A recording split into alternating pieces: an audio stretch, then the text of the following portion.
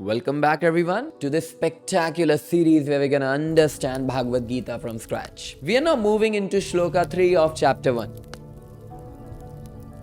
where Duryodhan's ego continues to shape his perspective on the battlefield. In the last video, we discussed how Duryodhan, representing the ego, approached Dronacharya, his teacher and a symbol of knowledge, to seek reassurance. We saw how the ego manipulates even knowledge to serve its purpose. Now, in Shloka 3, Duryodhan continues his dialogue, but this time the focus shifts to his confidence in his army strength. In this verse, Duryodhan highlights the might of the Pandavas' army, arranged by the skilled commander. Instead of focusing on the strength of his own army, his attention is drawn to the opposition.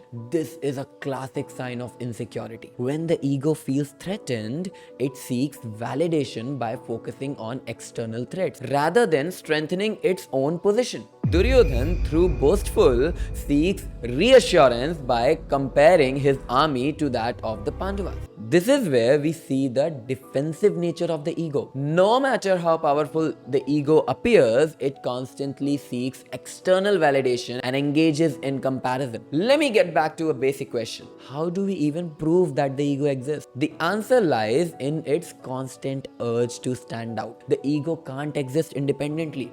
It always needs a reference point. And what's the easiest way to create it? Comparison. The ego thrives on comparing itself to others, whether to feel superior or paradoxically to validate its insecurities. Think about it. When we are confident in who we are, we don't feel the need to compare or validate ourselves through others. But when the ego is in control, it constantly looks for reassurance, pointing to external enemies, achievements, or status. It's a sign of weakness disguised as strength. Here, Duryodhan is the perfect example of how the ego inflates itself through pride but is easily threatened when facing something unfamiliar or challenging, like the well-organized Pandavas' army.